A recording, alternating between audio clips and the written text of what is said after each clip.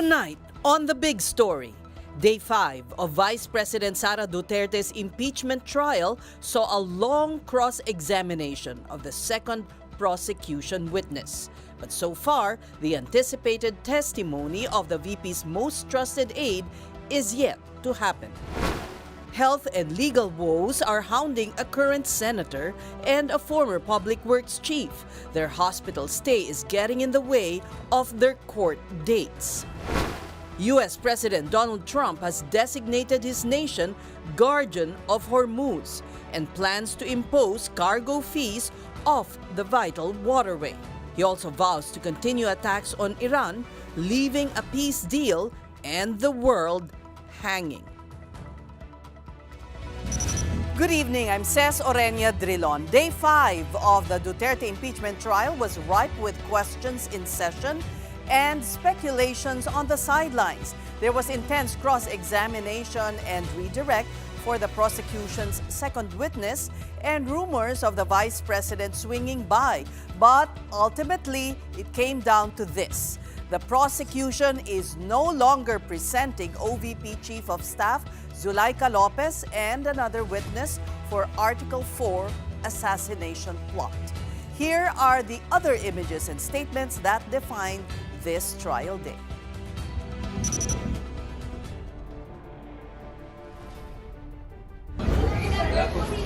Wala po.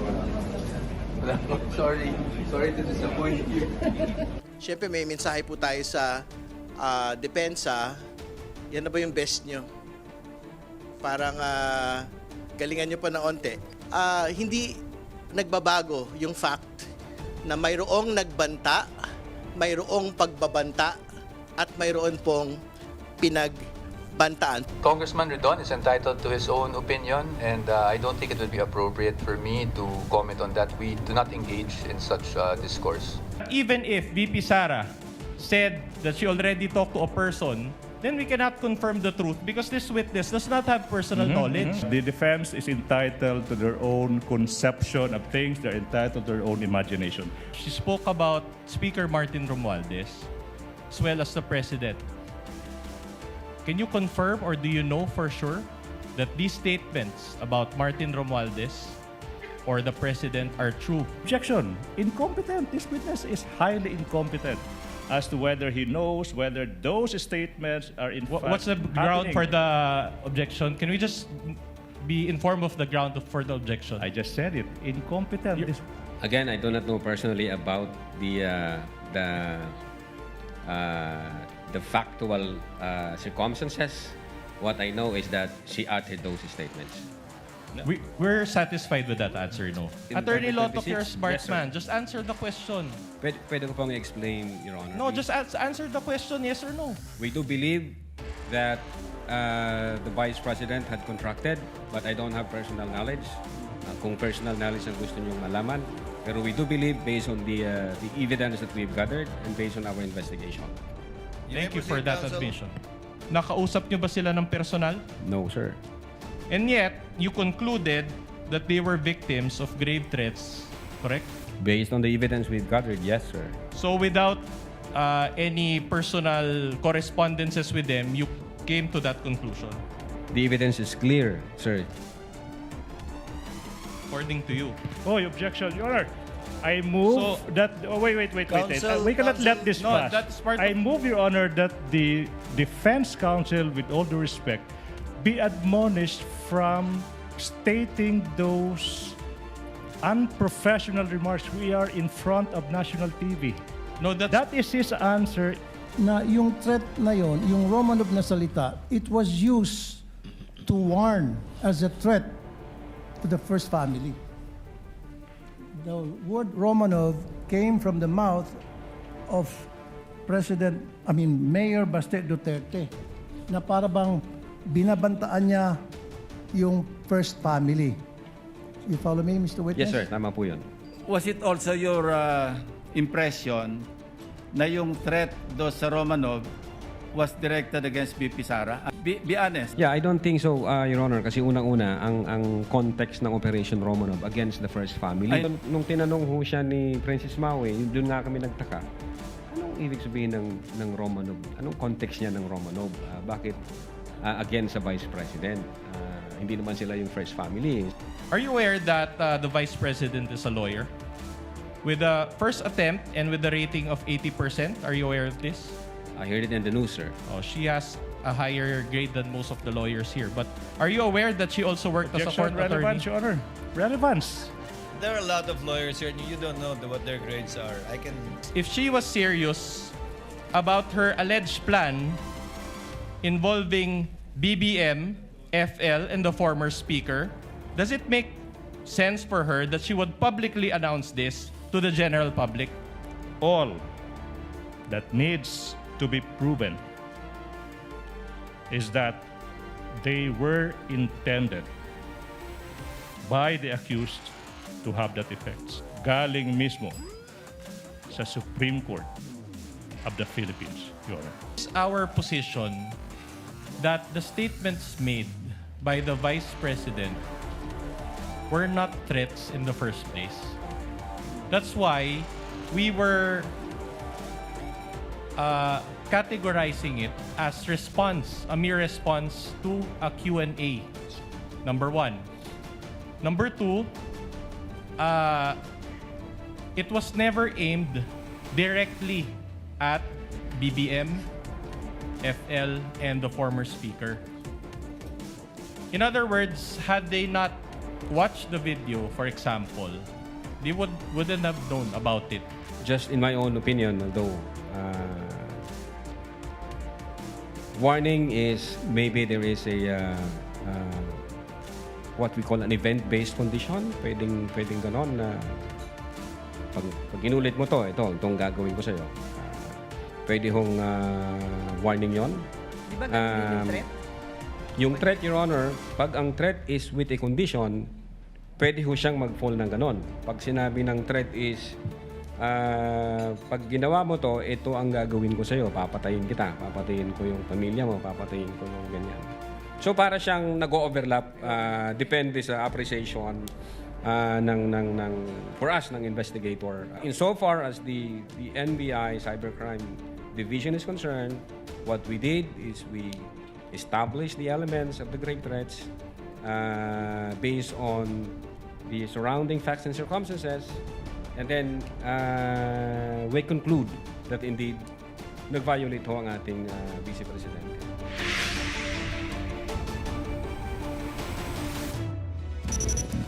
The biggest story coming out of Day 5 of Vice President Sara Duterte's impeachment trial, the prosecution is no longer interested in calling as witness OVP Chief of Staff Zuleika Lopez. This after today's lengthy cross-examination of the defense, which effectively pushed back Lopez's scheduled testimony. And live from the Senate, we have mobile journalist Merimon Reyes joining us. Merimon, how did this development come about?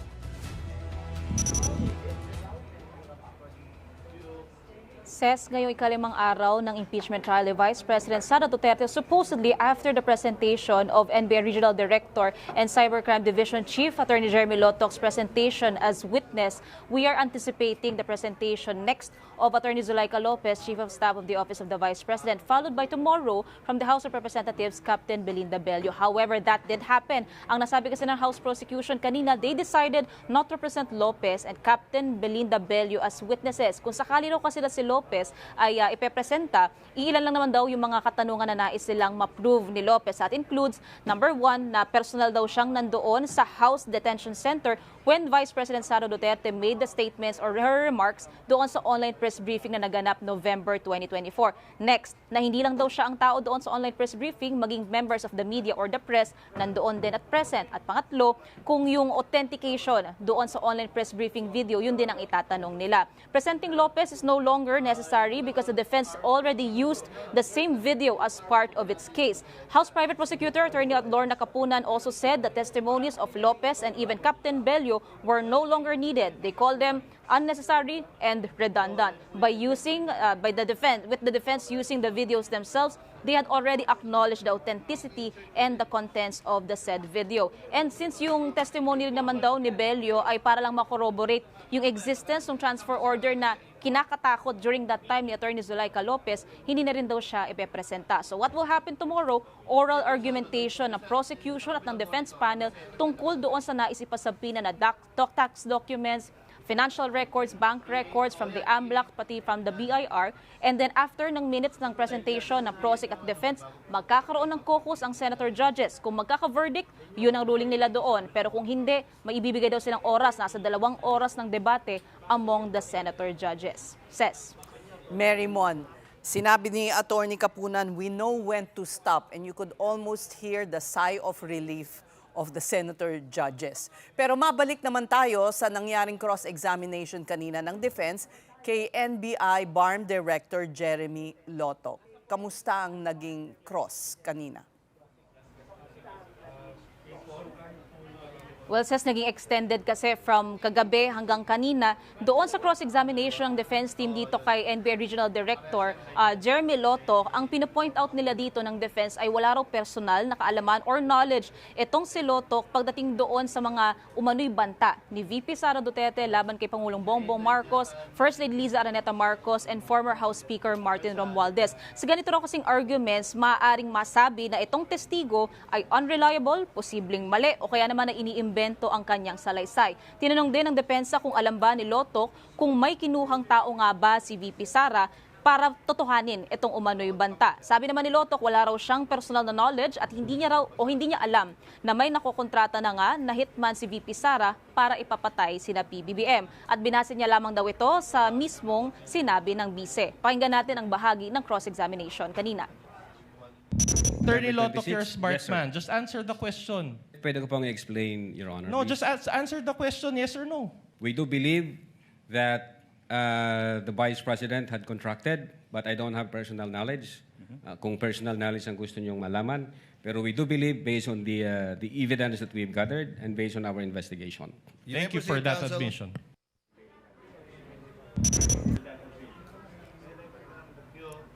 Ses, dahil dyan, ginit naman ng depensa na hindi raw makukumpirmang may kinontratang hitman ang bise para totohanin ang umano'y banta. Dahil wala naman daw personal knowledge itong si Lotoc. Bagay naman yan na kinontra ng prosecution. Pakinggan natin.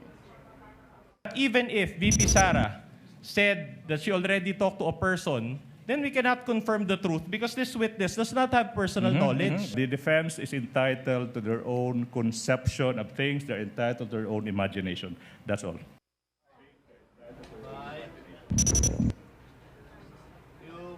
Ses, muli namang iginiit ng defense team ni VP Sara na hindi raw maituturing na pagbabanta ang mga binitiwang salita ng bise doon sa online press con noong November 2024. Hindi rin na naman daw kasi ito direktang ipinahayag kina Pangulong Bongbong Marcos, First Lady Liza at kay dating House Speaker Romualdez. Una na kasing nasabi ni Lotoc na base sa kanilang investigasyon, ikinabahala at ikinatakot ni na PBBM, First Lady Liza at former House Speaker Romualdez ang mga binitiwang pagbabanta ni VP Sara. At ayon naman sa prosecution, mismong Korte Suprema ang nagsabi na hindi na kailangan makaramdam ng takot ang binantaan para masabing grave threats. Pero giit ng depensa, hindi raw nagbanta ang bise at sumagot lang sa isang tanong sa online press con. Panoorin natin muli ang bahagi yan sa paglilitis. All that needs to be proven is that they were intended by the accused to have that effects. Galing mismo sa Supreme Court of the Philippines. It is our position that the statements made by the Vice President were not threats in the first place. That's why we were categorizing it as response, a mere response to a Q&A, number one. Number two, it was never aimed directly at BBM, FL, and the former speaker.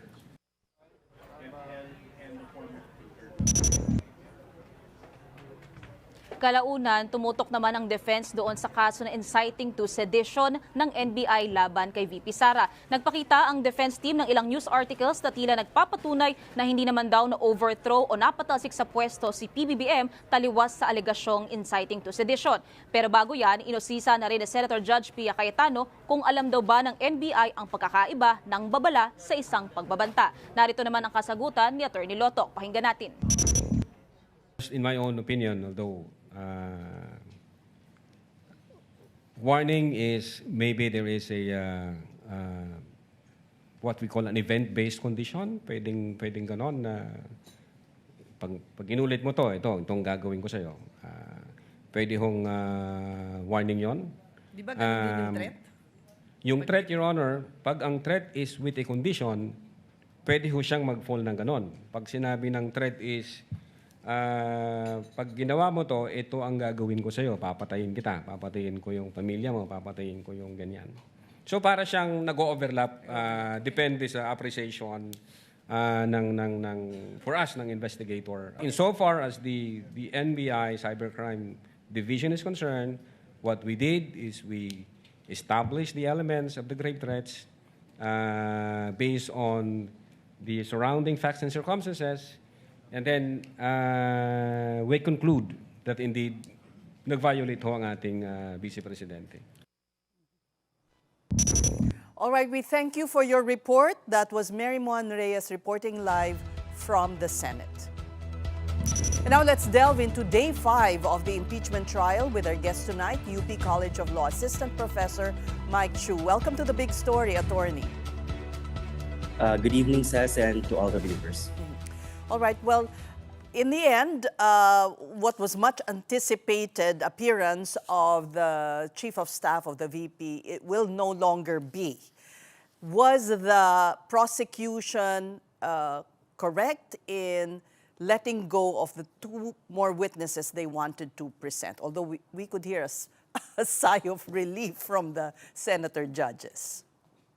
Yes, I think it's a smart move, Ces, on both the legal and the political fronts of this process. They did express, or at least intimated, that attention might be dwindling when they made reference to Senator Lacson's comments in an interview, and that had something to do with the public tuned in to the proceedings, which is they're really an important audience in this proceeding. But also on the legal side, they've already seen how much exposure the witnesses might have and the opportunities that they present to the defense when the credibility is challenged, objections are leveled at certain questions, and therefore it was just, in the end, it was just not worth it to present those 2 witnesses anymore if they're going to corroborate or confirm details that have already been laid out by the first 2 witnesses. So I think it was a smart strategic move. All right. Is the impeachment court and the prosecution and the defense, are they getting sidetracked from what the issue should be? Attorney Kapunan pointed out earlier that she was so thankful for Senator Soto pointing out that it's not really about the grave threats, but rather whether these constitute betrayal of public trust and a violation of the Constitution. Yes, they are. I agree. Because all these past days, the question really that we have to ask ourselves, so what is the point of all these questions and of all these objections? The point really is to ferret out, to reveal as much information so that senator judges and in the end the public can make a judgment about whether an impeachable offense had been committed, not a crime per se, although the crime has been used as basis for the impeachable offense. So for me, while there is a point to discussing whether something falls under grave threats or incitement to sedition, we're not talking here about convicting the person or the vice president of those crimes. It is that conduct that are akin to what would be penalized under those crimes had been committed, and whether that meant that the trust reposed, and we're talking here about public trust that the Constitution says a public office is.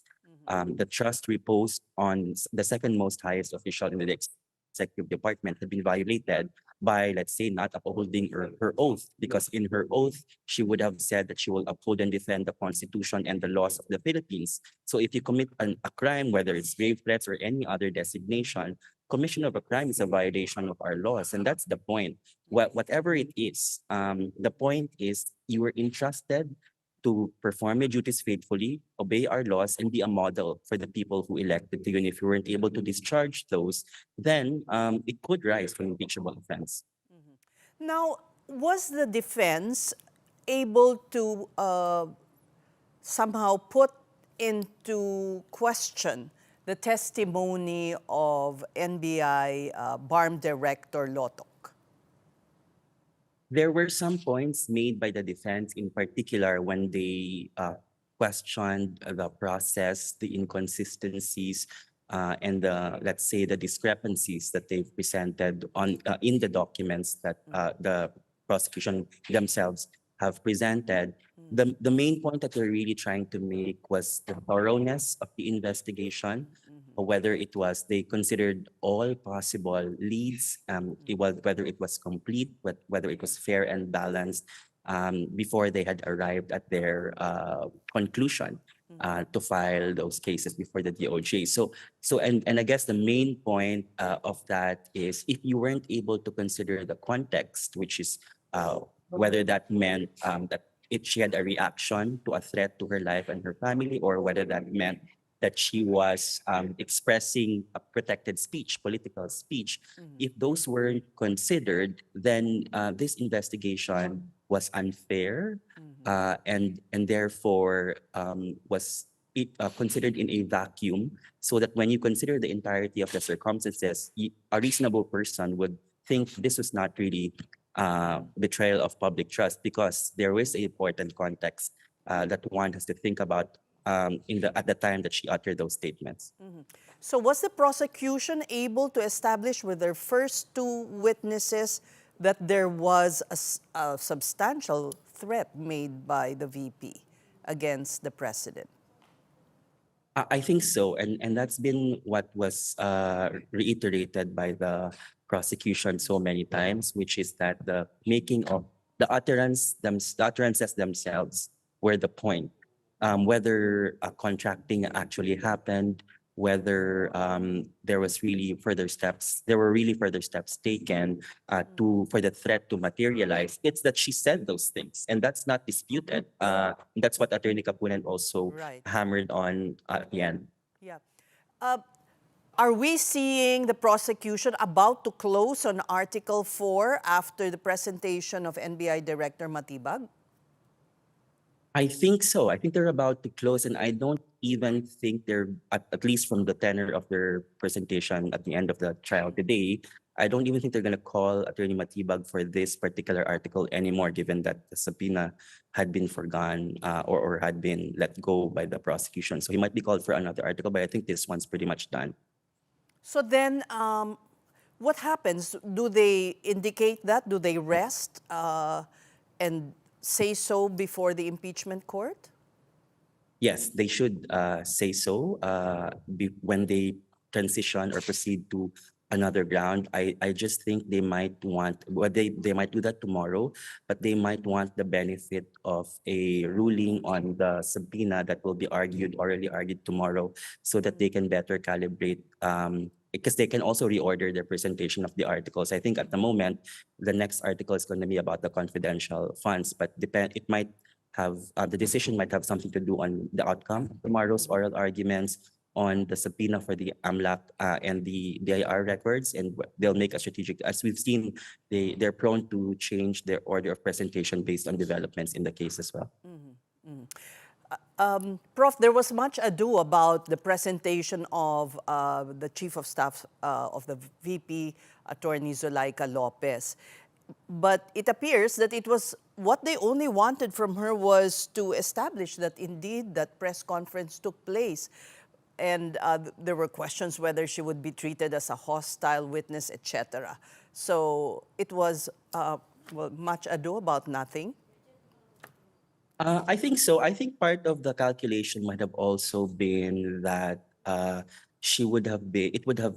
testimony would have also shown whether in fact the reaction of the vice president was justified, if that is indeed the point of the defense, that the context is that she was pushed to the limit and reacted in anger. Because if they were able to show that what had happened to Attorney Lopez was, let's say, under process or was lawful, then maybe this was a disproportionate reaction to that scenario. No, so but in the end, I think they did see that opening the door and presenting Attorney Lopez will also give opportunities to the Right. defense to play at that story.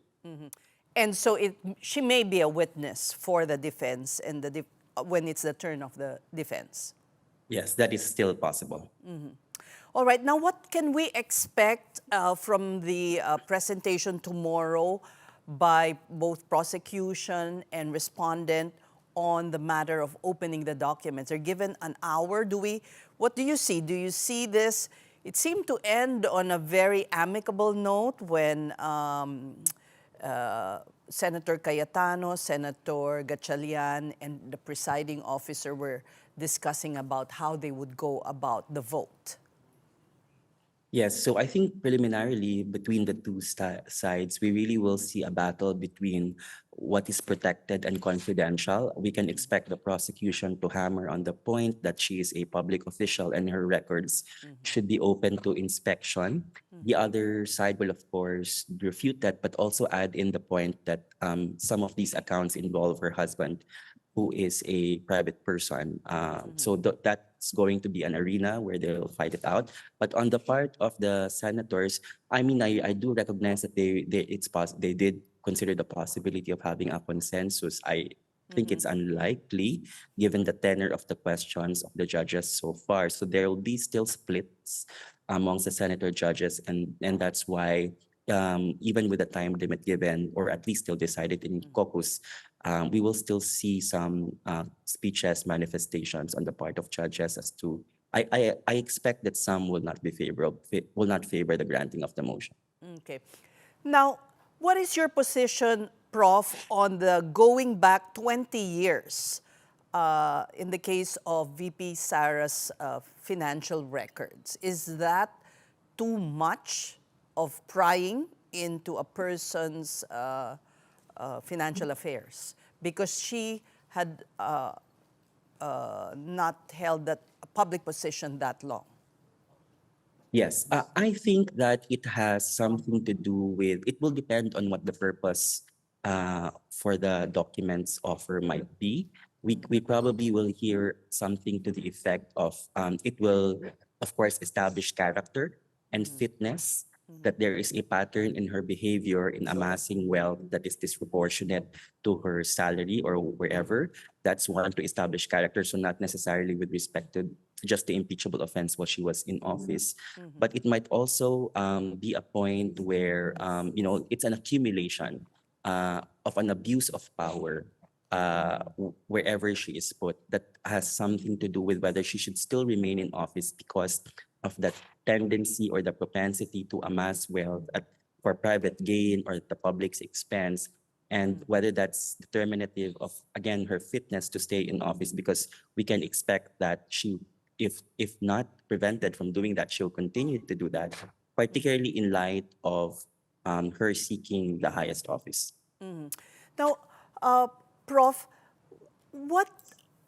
I don't know if you can give advice, or how can both the prosecution and defense make the proceedings more understandable to the layman? It seems now it's saddled by too much procedure that only perhaps law students would be interested in. Sa totoo lang, nakakasakit ng ulong mag-tune in ng ganong katagal. You really want to follow, but you tend to tune off. That's right, and I completely agree, Ces, that the proceedings so far, although it's been managed well by the presiding officers, there's a sense that it misses the point. Then they keep coming back to those points at various times of the proceeding, but it's really all about full presentation. Present fully the case that you're making, present fully the defense that you're also leveling against the prosecution, and let the senators judge based on the information they have. If you have objections, you can limit those objections. Let's say the treatment of the witness, the fairness, in not putting words into the witness's mouth, but trying to trick a witness into saying something just because they misunderstood the question. Those things should be off the table. What should be, and then both the defense and the prosecution should go back to the drawing board and think about, well, whose interest is going to be vindicated by this proceeding? It's both the vice president's, but more importantly, the public's interest. And it should be the public who should understand these proceedings. And so it's always a continuing objection on my part, and along with other lawyers who are also studying this, that this has been over proceduralized or over judicialized, and that shouldn't be an impeachment proceeding because it's both a political and a legal proceeding. Is it degenerating into like a contest between two lawyers? Yes, and also this hyper focus on personalities that shouldn't be. They are advocates for a case that they are making, but I think just part of our landscape in politics and in the media, for example, that certain personalities are focused or heightened. But again, it's also the responsibility of the public to put that to the side and really think about, well, what's really at stake in impeachment. And it's really also incumbent upon the senator judges to bring back the exchange to what the meat really is, what this is all about. Yes, that's correct. And we see that some of the senator judges do try to bring that back into the discussion, but some also nitpick and go into rabbit holes of irrelevant considerations. Of course, we don't want to preempt because they might be weighing those things in relation to a general point in their minds. But again, they should also be the ones, they have control over these proceedings, and so they can steer back the discussion into, well, what's the point? What are we trying to decide here? That's why I've always, and I think from the last time we spoke, I've always maintained that questions relating to whether an offense or a conduct is impeachable or not are not improper questions. That's precisely what they should be asking so that they can be guided in their decision. But sometimes you find that they are called to task for asking these direct questions which are really in the minds of a layman watching. Exactly. And I, as a lawyer myself, I take exception to statements that this is a lawyer's proceeding. It is not. They have rules, sure, but they're just foundation guardrails to a proceeding which would essentially be focused on revealing as much information as possible to make a best judgment out of it. And we find that sometimes such questions are belittled by some of the colleagues of these senator judges. Yes, and that really should not be the case. You know, and well, first of all, they're all co-equals, so they really can't dictate each other as to what questions they might be interested in asking. But also, again, this is not a lawyer's game. They should not. It's not about status, knowledge. In fact, if our audience is the Filipino people, then we should approximate the people's perspective. What they're interested in particular, whether the public official is performing the functions entrusted, and if not, then whether they've betrayed that public trust. So Prof, sa tingin nyo mapapabilis ng konti o may mga natatakot na hanggang Pasko na maaabutin itong impeachment trial? Sa tingin ko, with this new development, na-realize na ng prosecution na sila mismo natatamaan ng katagalan. No? Kasi we want to hold the public's attention also. So mapapabilis ito, I think, when they continue to make those adjustments. We thank you once again for your insights, UP College of Law Assistant Professor Mike Chu. You're watching The Big Story on One News. When we return, we have the U.S. President talking about peace and war at the same time. And we're hitting them very hard, and it'll continue, and we'll see what happens. But we're knocking out all of their offensive capability.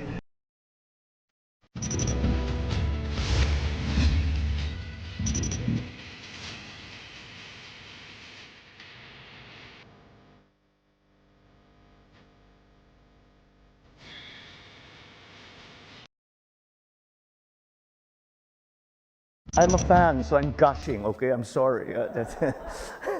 I'm a real fan of yours. And one day, I hope I will get the opportunity to watch you kahit na hindi Grand Slam, kahit na anong tournament. Basta manood lang, mag-practice ka. Lubos kong ipinagmamalaki ang pagiging Pilipino.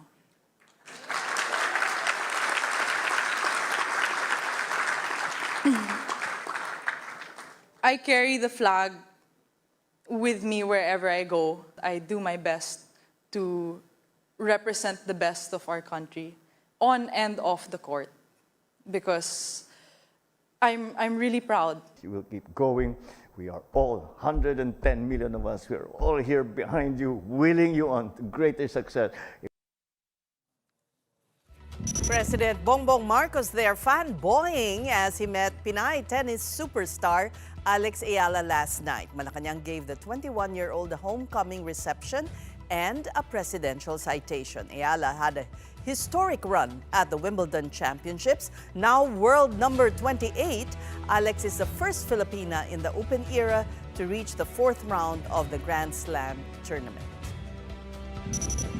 And you're still watching the big story. The Sandigan Bayan has ordered more medical examinations on Senator Rodante Marcoleta at the Philippine General Hospital. Marcoleta was in a wheelchair and wore a detainee shirt and bulletproof vest when he was transported there. At the moment, his vital signs are stable. The anti-graft court wants to know through an independent medical assessment if Marcoleta is fit to stay outside hospital. The senator had earlier been diagnosed with mild pneumonia and degenerative disc disease. The Sandigan Bayan is set to decide possibly by tomorrow if Marcoleta should be transferred to the new Quezon City Jail in Payatas. Marcoleta is facing plunder charges over undeclared campaign donations. Rather than doubting yung evaluation po ng ating mga doctors dito, ay ginawa po ito ng Sandigan Bayan para po ma-erase na nga any doubts from the public. Yung doubts at yung agam-agam ng ating publiko. Ayaw po natin pangunahan pero we stand by our doctors here na they will not gamble with their futures, with their careers para po walang reason para gawin po nila yan. Meantime, former Public Works Secretary Manny Bonoan faced the Sandigan Bayan. The ombudsman wants him discharged and turned state witness against former House Speaker Martin Romualdez and other alleged personalities involved in the flood control scandal. Senator Jinggoy Estrada opposed the motion, emphasizing that the element of conspiracy will be removed if Bonoan is not among those charged. Bonoan is also confined and under monitoring at the PNP General Hospital for high blood pressure and other health conditions. Now here are other stories making headlines this Tuesday from mobile journalist Daniel Dayaw. The Department of Energy will be stricter on fuel price adjustments as the situation in the Middle East remains volatile. On Tuesday, July 14, most oil players again raised diesel prices by 4.60 per liter and gasoline by 1 peso per liter. Figures are within the upper band of the allowable range set by the DOE. Companies selling kerosene including Petron, Shell, and Sea Oil will increase prices by 2 pesos and 30 centavos per liter. If the oil markets remain volatile, the DOE will cap fuel price hikes and mandate minimum rollbacks again. For weeks now, the Energy Department has been prescribing ranges, with the situation in the Middle East improving. President Marcos will fly to Singapore for a working visit from July 14 to 16. Marcos will meet the Singaporean Prime Minister Lawrence Wong to strengthen their country's ties on trade and investments, environment, health, regional, and global development. This is the president's 45th overseas trip since assuming power in 2022. Malacanang has distanced itself from the U.S. campaign against the International Criminal Court. Palace Press Officer Claire Castro said the Philippine government has nothing to do with policies of the United States. The statement follows the Trump administration's announcement of a government-wide campaign against what it called the ICC's threat to its sovereignty. The bid aims to prevent the foreign court from prosecuting American service members and government officials. Proposed measures include diplomatic efforts, visa restrictions, travel bans, and sanctions against ICC personnel and affiliated organizations. As we speak, the ICC and its friends are waging a war against our country, not with bullets or missiles, but with statutes and compacts and the force of so-called international law. This administration will not sit by as the ICC and its allies seek to threaten our people. The Philippines was a state party to the Rome Statute until former President Rodrigo Duterte withdrew the country from the treaty in 2019. Duterte is now detained in The Hague and will be tried in November over crimes against humanity charges linked to his drug war. But one expert says the Trump administration's pressure campaign won't affect Digong's upcoming trial. Tingin ko hindi naman tayo apektado kasi una advantageous nga sa Amerika, no, na si former President Rodrigo Duterte being prosecuted kasi kung makabalik yung mga Dutertes, mga pro-China yung mga yan, no? And ang US naman, tignan mo talagang nagpapadala nga ng mga sundalo dito sa ating bansa para kontrahin yung ginagawa ng China to really expand its influence and its territorial claim within Asia, no? So tingin ko hindi nila masyadong pag-iinitan 'yan. Meantime, 73-year-old American marine biologist Ken Carpenter was killed at his home in Negros Oriental on Sunday, July 12. 3 unidentified men forcibly entered his house at 11:30 p.m., with one of them shooting Carpenter in the head. As of this writing, the suspects remain at large, with motive yet to be established. Carpenter's 2005 study about the Verde Island Passage boosted the Philippines' standing in global marine science. He also provided expert written records when the Philippines brought to China to the arbitrary court, eventually ruling that the West Philippine Sea is a maritime territory of Manila.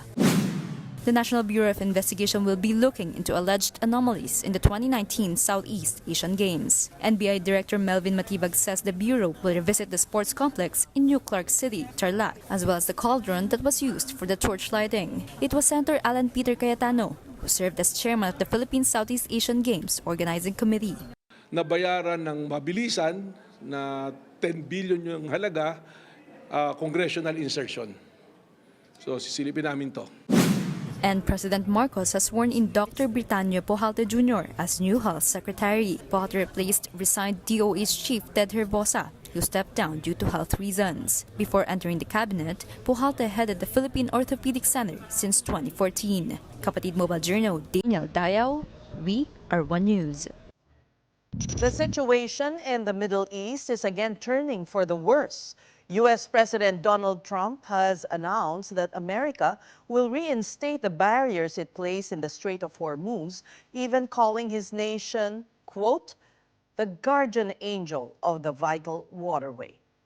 Last night, the U.S. launched another attack on Iran, in which no fewer than 4 people were injured. Iran, meanwhile, targeted a U.S. vessel in Hormuz and again attacked an American military base in Bahrain.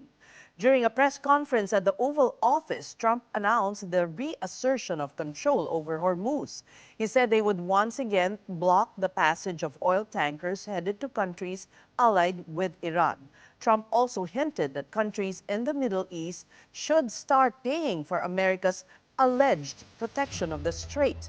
He said the U.S. will collect a 20% fee for protecting shipping in Hormuz, where roughly 25% of the world's fuel is transported.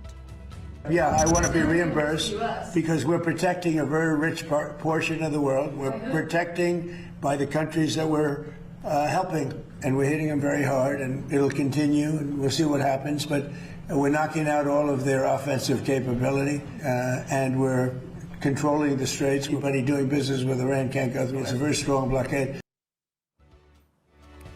Trump was likewise asked about a possible peace agreement with Iran despite the latest waves of attacks and counterattacks, to which he answered a deal is still possible. This is a big story on One News, and coming up is a literal space jam. Signs of sugar were detected near the center of our galaxy. The details when we return.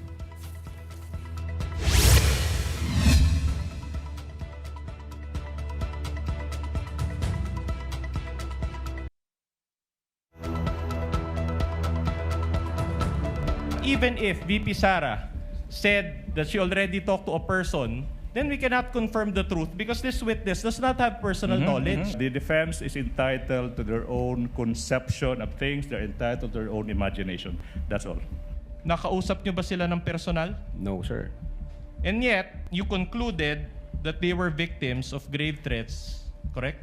Based on the evidence we've gathered, yes, sir. So without any personal correspondences with them, you came to that conclusion? The evidence is clear, sir. According to you. Oh, objection, Your Honor. I move that. Oh, wait. We cannot let this pass. That's part I move, Your Honor, that the defense counsel, with all due respect, be admonished from stating those unprofessional remarks. We are in front of national TV. No, that is his answer. Now, more stories for you. Kapatid Channels had the privilege of an extended interview with the late Hollywood actor Sam Neill.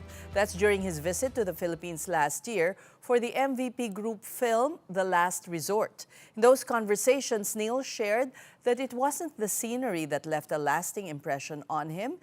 It was the humanity of the Filipino people. More from News 5's MJ Marfori. Oh, we'll miss you. I'm going to miss you too. The entertainment industry is mourning the loss of one of Hollywood's beloved icons, Sam Neill. Best known to generations of fans as paleontologist Dr. Alan Grant in the Jurassic Park films. Yesterday, his family announced his sudden passing. Tributes quickly poured in from friends and colleagues. Director Steven Spielberg honored Neill not only for his exceptional talent, but also for the kind of person he was. Fellow Jurassic Park stars Jeff Goldblum and Laura Dern also paid their respects. Last year, News 5 spent time with Sir Sam Neill after the production of the MVP Group film, The Last Resort. He welcomed the News 5 team into his hotel suite for a lengthy interview and even took Manila's heavy traffic into consideration when scheduling it. He had just come from Malacanang, still wearing his barong Tagalog. What stayed with him most about the Philippines, he said, was the warmth and humanity of the Filipino people, a feeling that he first experienced during a visit in Tondo back in the 70s. Manila is so interesting to me because, you know, to me, I mean, it's not a pretty city. In fact, some of it's a bit of a mess. This city is all about humanity. It's about the richness of human life. The people are so warm here. When Sir Sam was diagnosed with lymphoma back in 2022, he also looked back on a moment that never left him. While recovering from surgery, he was cared for by Filipino nurses, whose kindness, he said, he would never forget. Most of my nurses were Filipina, and they were so wonderful and so attentive and good to me. I'll never forget them. They were the best. News 5 had the privilege of meeting not just an extraordinary actor, but a man who saw the world through compassion and who found the true beauty of the Philippines in the humanity of its people. MJ Marfori, we are One News. And finally, on a much lighter note, the space between the stars in the Milky Way just got a little sweeter. Our big picture tonight, Spanish researchers found evidence of a sugar which is found in raspberries and self-tanning lotions. It's called erythrulose, and it lurks in what's called the interstellar medium, thin clouds of gas and dust littered between stars. The discovery lends credence to the theory that essential components were already present before the solar system even came to be. The sugar discovery also indicates other forms may likely be hiding in distant corners of the galaxy. And those are the big stories this Tuesday, July 14. I'm Ces Oreña-Drilon. Kapatid, we are One News, your side, all the time. Good night.